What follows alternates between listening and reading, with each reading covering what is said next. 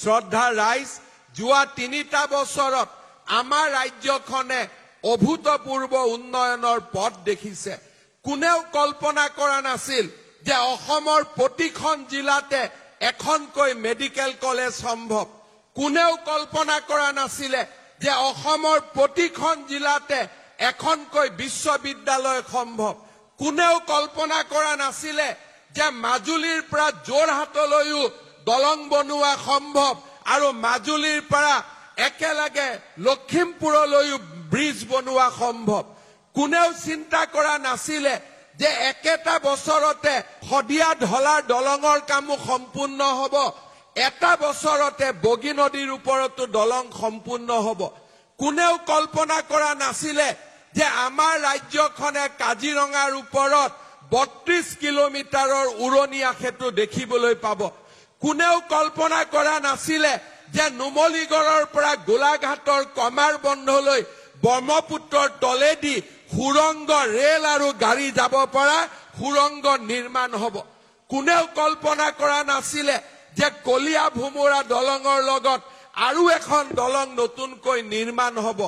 এই কথাবোৰ আমাৰ কল্পনাৰ অগোচৰ আছিল। কিন্তু কল্পনাৰ অগোচৰ কিয় আছিলে? কাৰণ আমাৰ মাজত এচাম ব্যক্তি আছিলে যিসকলে আমাক বিশ্বাস কৰাইছিল যে অসমক কোনোবাই শোষণ কৰে। কিন্তু কোনেও বিশ্বাস কৰা নাছিল যে অসমে নিজৰ ভৰিৰ ওপৰত নিজৰ থিয় দিব পাৰে।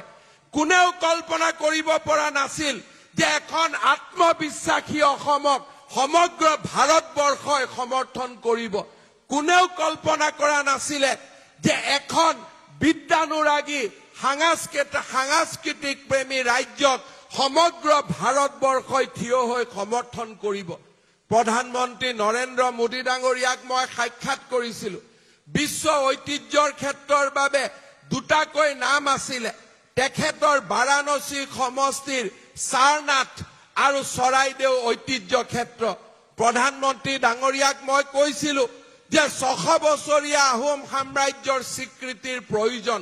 আপুনি চৰাইদেউক এইবাৰ পঠাওক।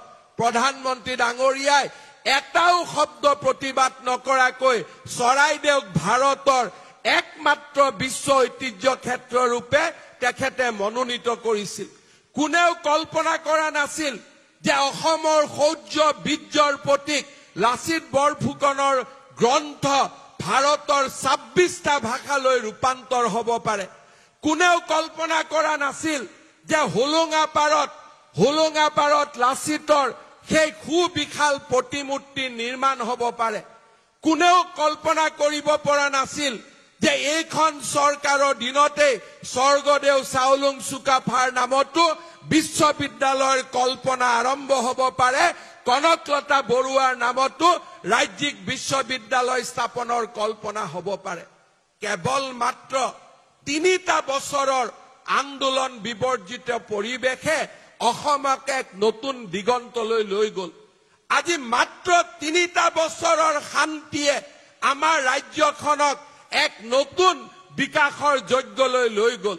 এই 3টা বছৰৰ শান্তি, এই 3টা বছৰৰ আন্দোলন বিবৰ্জিত পৰিৱেশ, এই 3টা বছৰৰ অসমখনক যদি আমি 30 বছৰলৈ আগুৱাই লৈ যাওঁ, মোৰ অসমখনেই ভাৰতৰ সৰ্বশ্ৰেষ্ঠ ৰাজ্যত পৰিণত হ'ব, তাক মই বিশ্বাস কৰোঁ।